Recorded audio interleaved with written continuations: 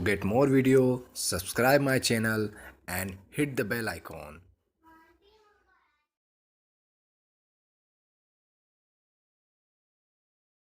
YouTube channel versatile Ashutosh. आज हम देखने जा रहे हैं नेरो रेंज ब्रेकआउट स्ट्रेटजी के बारे में, NR7 स्ट्रेटजी के बारे में। NR7 स्ट्रेटजी होती क्या है, NR7 कैंडल होती क्या है और NR7 कैंडल हम पता कैसे करते हैं कि कौन से स्टॉक में NR7 कैंडल बनी है, ये हम पता कैसे करेंगे। तो सबसे वही काफी सिंपल स्ट्रेटजी है। NR7 कैंडल क्या होती है कि एक होता क्या है कि जो हाई लो के बीच में जो डिफरेंस है वो कंटिन्यूअसली क्या होता है, सक्सेसिवली 7 डेज तक जो है कंटिन्यूअसली कम होता चला जाता है, डिक्रीज होता चला जाता है। तो जो NR7 कैंडल में जो हाई लो के बीच का जो डिफरेंस होता है वो पिछली उसके प्रीवियस जो 6 कैंडल है उनके बीच में जो हाई और लो के बीच में जो डिफरेंस होता है उससे वो बिल्कुल कम होता है। समझ रहे बात को आप? जो NR7 कैंडल होती है उसके बीच में हाई लो के बीच में जो डिफरेंस होता है वो पिछली जो उसकी 6 कैंडल है उनके हाई लो के डिफरेंस से वो सबसे कम होता है, इसलिए हम उसको क्या बोलते हैं, NR7 कैंडल बोलते हैं। ठीक है, तो NR7 कैंडल मतलब कि काफी ज्यादा कॉन्ट्रेक्शन हो रहा है, मतलब रेगुलरली क्या हो रहा है, पिछले 6 दिनों से 7 दिनों से कंटिन्यूअसली क्या हो रहा है, कॉन्ट्रेक्शन हो रहा है। हाई लो के बीच में डिफरेंस जो है कंटिन्यूअसली कम होता जा रहा है।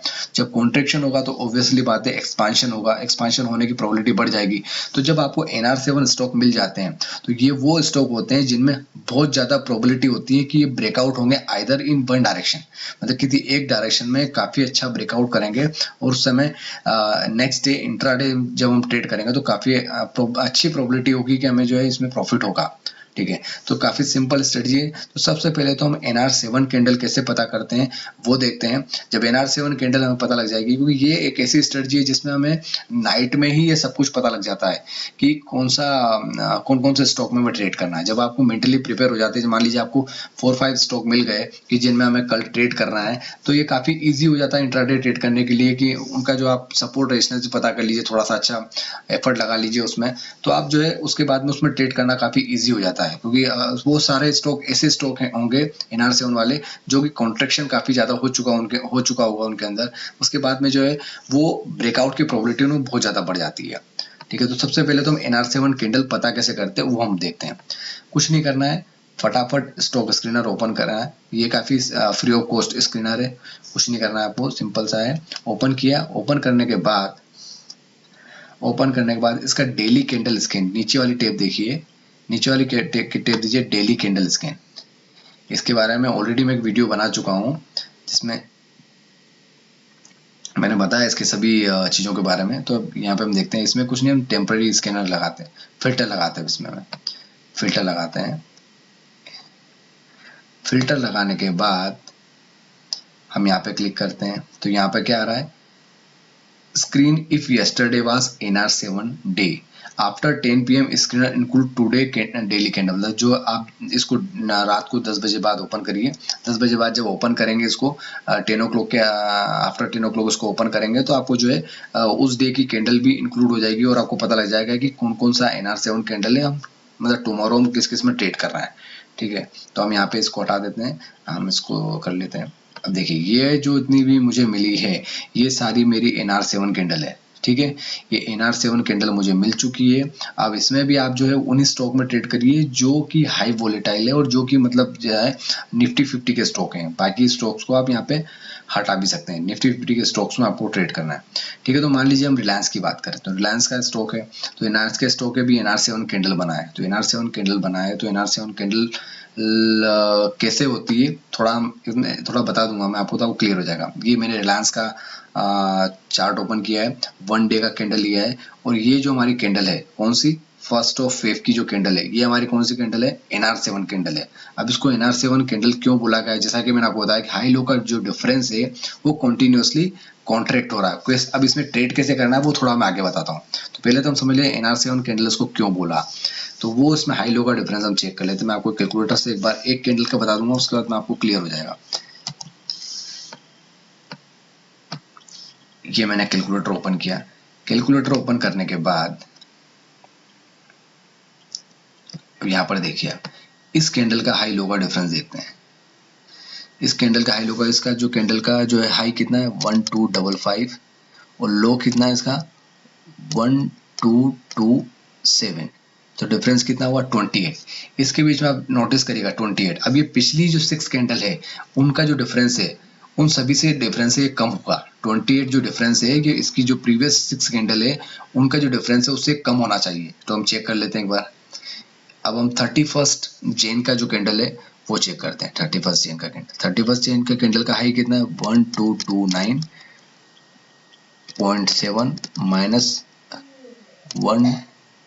तो ये हमारा डिफरेंस कितना है 1228.7 ज़्यादा है ऑब्वियसली। और 30th ऑफ जैन का डेटा देख लेते हैं। 30 जैन का हम कैंडल चेक कर लेते हैं 1225 माइनस 1191.1, 33.9 डिफरेंस ज़्यादा है उसका। 29th ऑफ जैन 1231.65 माइनस 1201, ये जो है 30.65 ज़्यादा है। उसके बाद हम देख लेते हैं 28th of Jain, 28th Jain का डेटा है 1255 माइनस 95 माइनस 1222, ये 33.95 ज़्यादा है। उसके बाद हम आए थे यहाँ पर 25th ऑफ जैन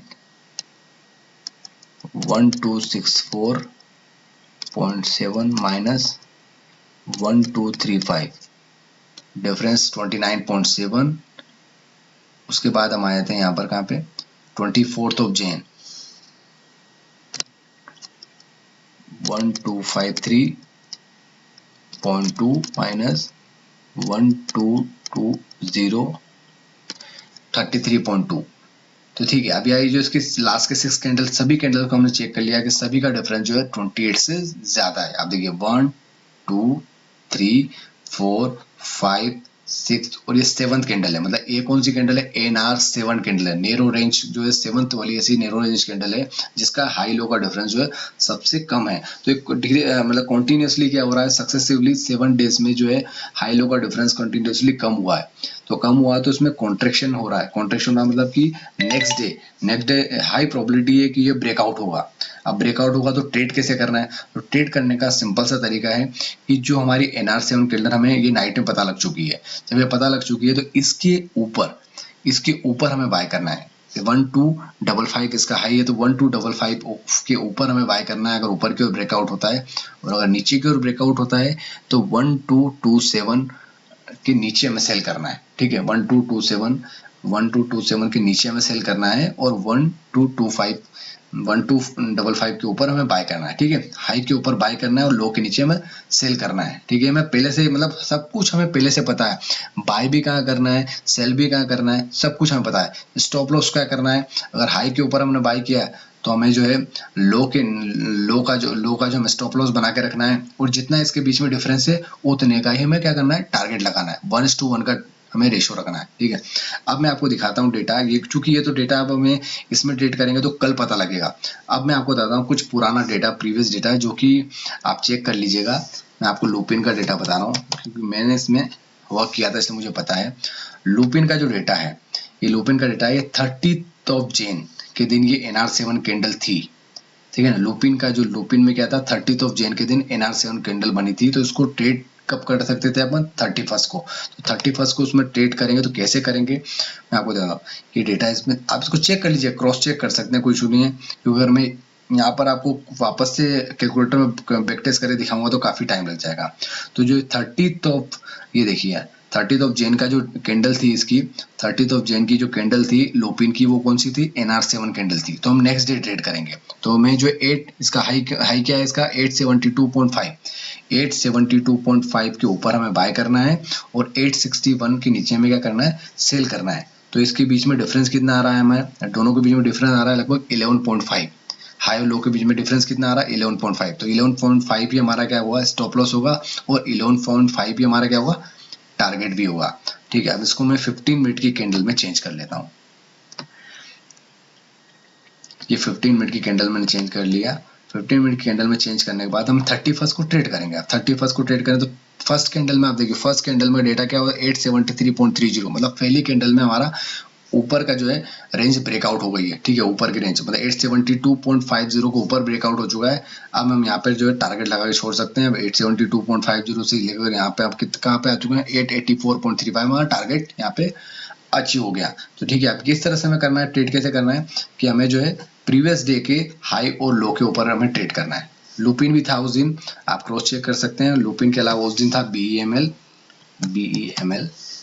अब उधर डेटा तो आपको बहुत सारे मिलेंगे, बट आपको वहां पे आपको स्टॉक मिल गए, बट स्टॉक में भी आपको सिलेक्शन करना इंपॉर्टेंट है। आप जिससे आपको आप यहाँ देखिए ये स्टॉक्स तो आपको बहुत सारे मिल चुके हैं आप इसने, अब इनमें भी स्टॉक में कौन सा स्टॉक सिलेक्शन करना, थोड़ा सा एफर्ट और लगाना पड़ेगा आपको कि इनमें से थोड़ा सा एक अच्छा स्टॉक और सिलेक्शन कर लीजिए, थोड़ा सपोर्ट रेजिस्टेंस पता कर लीजिए, तो काफी आपके लिए इजी हो जाएगा। और इसमें गारंटी मतलब काफी अच्छा है, मतलब 70 to 80% एक्यूरेसी आपको अच्छे से ट्रेड करने को मिलेगा।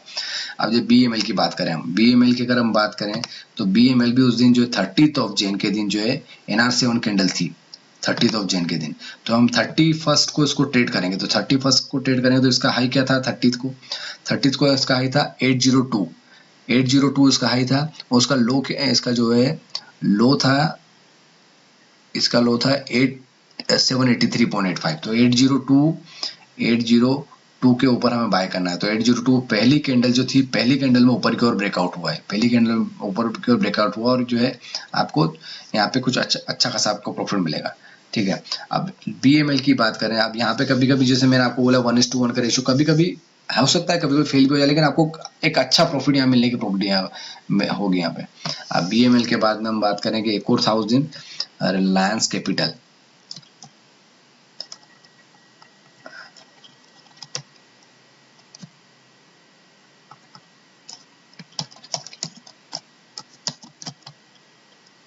रिलायंस कैपिटल भी उस दिन जो है क्या था,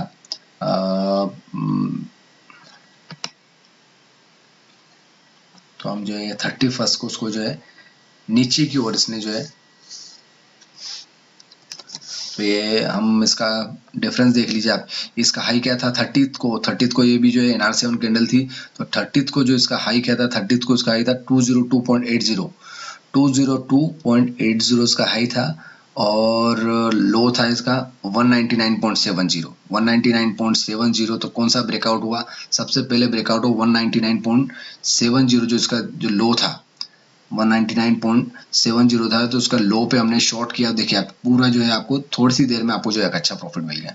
तो हमें कुछ नहीं करना है, प्रीवियस डे का हमें मेंटली हम प्रिपेयर हो जाते हैं, नाइट में हम प्रिपेयर हो जाते हैं कौन से स्टॉक को हम सिलेक्शन करना है। हमें पहले से पता है कि किसके ऊपर बाय करना है, किसके ऊपर सेल करना है, यह भी हमें पहले से पता है। टारगेट भी हमें पता है, डिफरेंस जो है वो हमारा टारगेट भी उतना ही होगा और स्टॉप लॉस भी उतना होगा, ठीक है। तो काफी सिंपल स्ट्रेटजी है, क्योंकि ये स्टॉक जो होते हैं NR7 स्टॉक जो होते हैं, ये काफी हाई प्रोबेबल स्टॉक होते हैं जिनमें ब्रेकआउट होने की संभावना बहुत ज्यादा होती है, मतलब हाईली, मतलब आपको बहुत मोस्ट प्रोबेबली जो ब्रेकआउट होंगे आइदर डायरेक्शन में, क्योंकि या तो अप डायरेक्शन में, अपवर्ड डायरेक्शन ब्रेकआउट हो सकते हैं, या फिर डाउनवर्ड डायरेक्शन ब्रेकआउट हो सकते हैं। तो यहाँ पे क्या है, ये काफी सिंपल स्ट्रेटजी है, बहुत आसान है।